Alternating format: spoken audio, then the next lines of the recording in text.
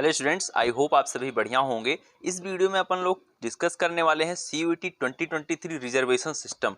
क्या आपका reservation work करता है? बहुत सारे ऐसे कैंडिडेट हैं जिनका यही सवाल है, सर मैं रिजर्वेशन सर्टिफिकेट कैसे बनवाऊं, मुझे अदर स्टेट में एडमिशन चाहिए। मान लीजिए कि मैं बिहार से बिलोंग करता हूं, मुझे यूपी में एडमिशन चाहिए, तो मेरा रिजर्वेशन कैसे वर्क करेगा, मेरी कैटेगरी कैसे डिसाइड होगी? क्योंकि बहुत सारी ऐसी कास्ट ऐसी हैं जो कि बिहार में वो पिछड़ी में कन्वर्ट की जाए, मतलब एक तरीके से कैटेगराइज की जाती हैं, और जब वो यूपी में आते हैं तो यहाँ पर क्या होता है, यहाँ पर उनको जनरल की तरह कंसीडर किया जाता है। तो ये सारे पॉइंट हैं, इन सब को लेकर मैं चर्चा करने वाला हूँ। साथ में जो रूरल और अर्बन को लेकर आपके मन में डाउट रहते हैं कि रूरल वालों के लिए क्या कुछ सीटें रिजर्व रहती हैं यूनिवर्सिटीज़ में, उसके बारे में चर्चा करेंगे। आपका सर्टिफिकेट कहाँ से बनेगा साथ में रूरल के लिए, तो ये चीज़ भी डिस्कस करने वाले हैं कि रूरल का जो आपका सर्टिफिकेट होता है, जो आपका रिजर्वेशन होता है, वो रूरल के लिए वर्क कैसे करता है। इन सारे पॉइंट को डिस्कस करने वाले स्टूडेंट, यदि आप चैनल पर नए हैं तो चैनल को सब्सक्राइब करके जुड़ें, क्योंकि यहाँ पर आपको सीयूईटी से रिलेटेड और आपके एडमिशन तक जो भी इंफॉर्मेशन होगी, आपकी काउंसलिंग, आपके यूनिवर्सिटी में पहुंचने तक, सब कुछ इस चैनल पर डिस्कस होगा। तो आज ही आप लोग सब्सक्राइब करके जुड़ें।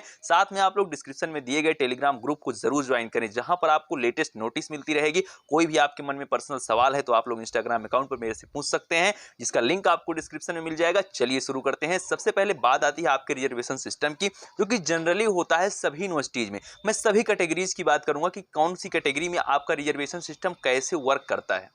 स्टूडेंट, सबसे पहले मैं बात करूंगा जो आपका सीयूईटी में, और सभी यूनिवर्सिटीज़ के लिए, जिस भी यूनिवर्सिटी में आप सीयूईटी का एग्जाम देते हैं 2023 में, आप जब वहां की काउंसलिंग करते हैं तो चूंकि वहां पर आपको फिजिकली देना होगा, सारे सर्टिफिकेट आपको देने होंगे, तो वहां पर मैं पहले बात आपको बता देता हूं कि कैसे वहां पर रिजर्वेशन वर्क करेगा, कितने % रिजर्वेशन होगा किस कैटेगरी के लिए। तो जब यहाँ पर हम लोग बात करते हैं, सबसे पहले एससी के जो कैंडिडेट हैं उनकी बात करते हैं, शेड्यूल कास्ट की, तो 15% आपको मिलता है, यानी कि 15% आपका जो होगा वो आपका आरक्षण मिलेगा आपको हर यूनिवर्सिटी की, और हर कोर्स वाइज। ये कोर्स वाइज है, ऐसा नहीं है कि किसी यूनिवर्सिटी में बीए भी है, बीएससी में है, सबको मिलाकर मैं 15% कह रहा हूं, नहीं। आपके एक पर्टिकुलर उसी कोर्स में आपकी जो है वो 15% रिजर्वेशन है एससी कैंडिडेट के लिए। एसटी के लिए जो रिजर्वेशन रहने वाला है वो 7.5% टू 8%, ये वेरी करता है। कुछ यूनिवर्सिटी में 0.5 ज्यादा मिलता है, कहीं पर 0.5 कम रहता है, ठीक है। उसके बाद जो अगला आता है आपका ओबीसी कैटेगरी के लिए, तो वो 27% आपको मिलता है आरक्षण। उसके बाद ईडब्ल्यूएस आता है, तो ईडब्ल्यूएस में आपको बताना चाहता हूं कि जनरल के जो कैंडिडेट हैं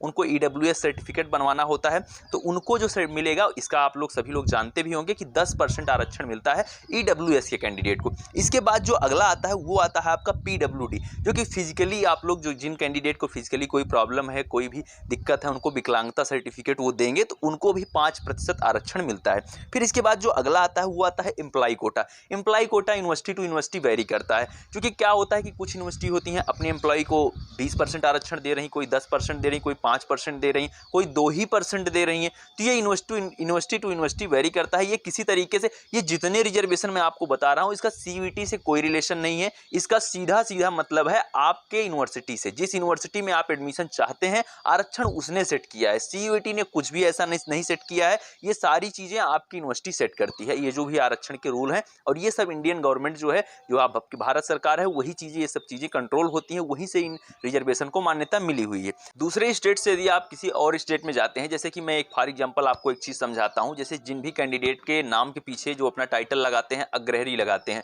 और वो बिहार स्टेट से बिलोंग करते हैं, तो बिहार में जो कैंडिडेट अग्रहरी लगाते हैं उनकी जो कास्ट है वो ओबीसी मानी जाती है। लेकिन अपने यूपी में क्या है, यहाँ पर जनरल कैंडिडेट उनको कंसीडर किया जाता है कि वो जनरल हैं। तो ये चीजें होती हैं स्टेट टू स्टेट, जो आपका रिजर्वेशन वेरी कर रहा है। अब बात आती है कि मुझे कैसे पता चलेगा कि मैं मान लीजिए बिहार से हूँ, मैं वहाँ पर अग्रहरी हूँ, मेरा वहाँ पर ओबीसी कैटेगरी में मैं आता हूँ, तो क्या मुझे यूपी का जो आरक्षण है यहाँ पर भी मैं ओबीसी कंसीडर किया जाऊँगा? तो यही खेला है। इसके लिए क्या करना होगा, आपको सेंट्रल का बनवाना होगा। जो आपका कास्ट सर्टिफिकेट बनेगा वो आपका सेंट्रल से बनना चाहिए, स्टेट से जो आपका बनेगा वो आपका कंसीडर नहीं किया जाएगा, वो मान्य नहीं होगा। तो इसीलिए आप लोग सेंट्रल से मानेंगे। जो कुछ भी सेंट्रल गवर्नमेंट ने तय किया है, जो पैमाना कि कौन से टाइटल वाले, कौन सी जाति वाले किस कैटेगरी में रहेंगे, वो चीज़ सेंट्रल गवर्नमेंट के ही थ्रू आपकी जो होगी वो मान्य होगी। होगी, ठीक है।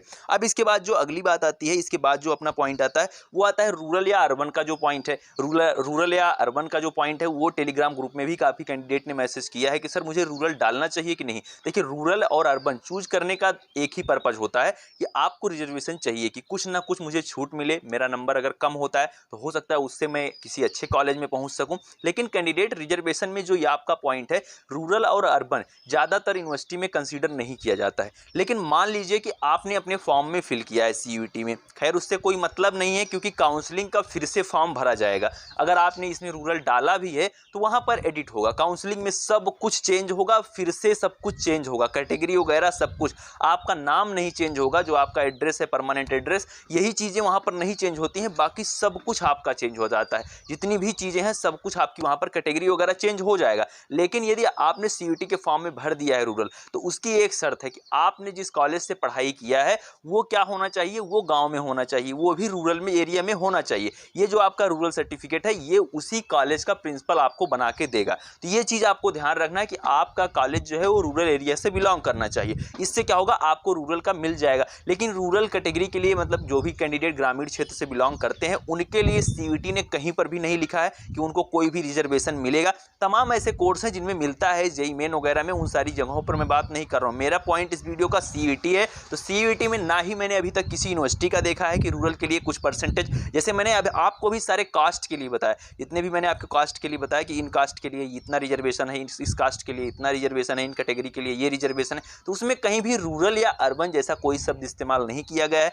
ना उनके लिए किसी भी आरक्षण की बात की गई है आपके सीयूईटी एग्जाम में, आपकी यूनिवर्सिटी में, तो कहीं पर भी कोई चीज़ नहीं की गई। तो इसीलिए आप लोग रिजर्वेशन को लेकर बहुत ज़्यादा चिंतित ना हो, अपनी पढ़ाई को जनरल मानकर चलें। जब आप जनरल अपने आप को कंसीडर करते हुए चलेंगे, सब कुछ उसी हिसाब से आप मेहनत करेंगे, तो आप निश्चित तौर पर एक अच्छे कॉलेज में पहुंच पाएंगे। अपना टारगेट आप यही बनाइए कि मुझे 80% प्लस स्कोर करना है, ठीक, आपके सीयूईटी एग्जाम में कम से कम 80% कम से कम जिनको चाहिए ठीक ठाक कॉलेज। और जो लोग डीयू, बीएचयू, एयू, इन सब यूनिवर्सिटीज़ की, अच्छी खासी यूनिवर्सिटीज़ का सपना देख रहे हैं, उनको तो बहुत ज़्यादा सोचना होगा कि वहाँ पर जो कट ऑफ होती है वो अच्छी खासी जाती है। तो ये चीज़ आप ध्यान रखें, अपनी प्रिपरेशन को अच्छे से करें। अब आपके पास बहुत कम टाइम बचा हुआ है। मिलते हैं नेक्स्ट वीडियो में। कोई भी आपका सवाल है तो आप लोग डिस्क्रिप्शन में दिए गए इंस्टाग्राम अकाउंट पर मुझसे पूछ सकते हैं। वीडियो का फीडबैक आप कमेंट में जरूर दें।